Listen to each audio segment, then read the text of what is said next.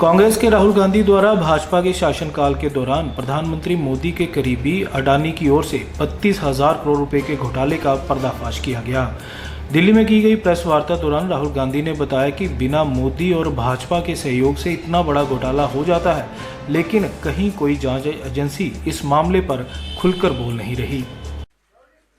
Financial times of London, इसमें Adani and the mysterious coal price rise, लंबी कहानी है।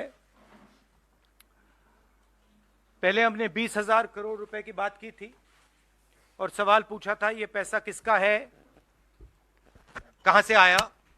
अब पता लगता है 20,000 करोड़ का फिगर गलत था, उसमें 12,000 करोड़ और ऐड हो गए हैं, तो अब टोटल फिगर 32,000 करोड़ का हो गया है।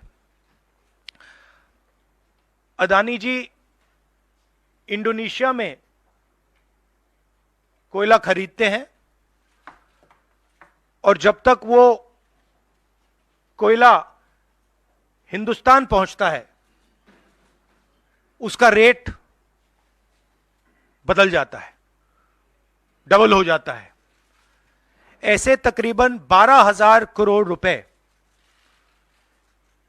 अदानी जी ने हिंदुस्तान की जनता के पॉकेट से निकाला है। कैसे?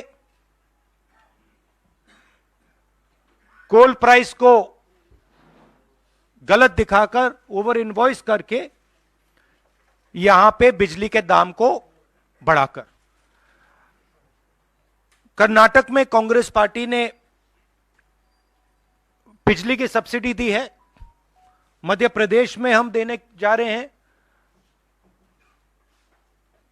अब पता लगता है कि इसका कारण अदानी जी हैं।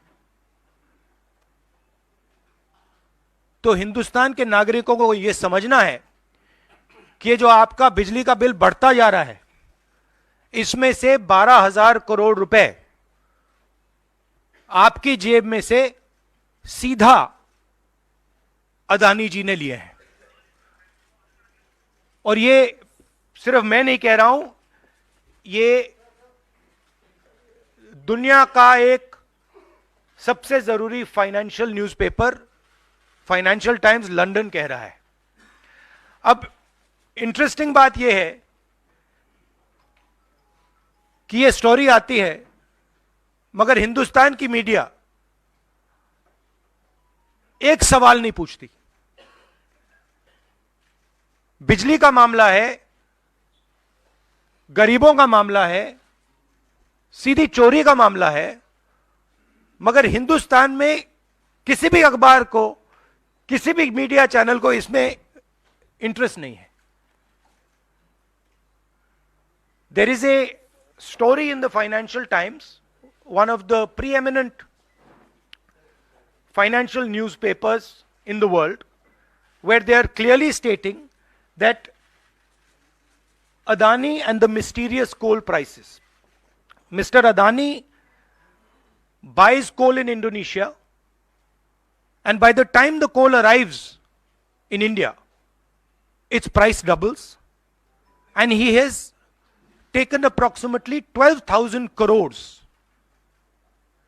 from the pockets of the poorest people in India. Our electricity prices are going up, बिजली के दाम बढ़ते जा रहे हैं, और अदानी जी ओवर इनवॉइसिंग करते हैं, पैसा गरीबों की जेब से लेते हैं। He takes money from the poorest people. Interesting question to me. The Financial Times has a huge story. This story would bring down any government. This is direct theft by a man who has been protected again and again and again by the Prime Minister of India.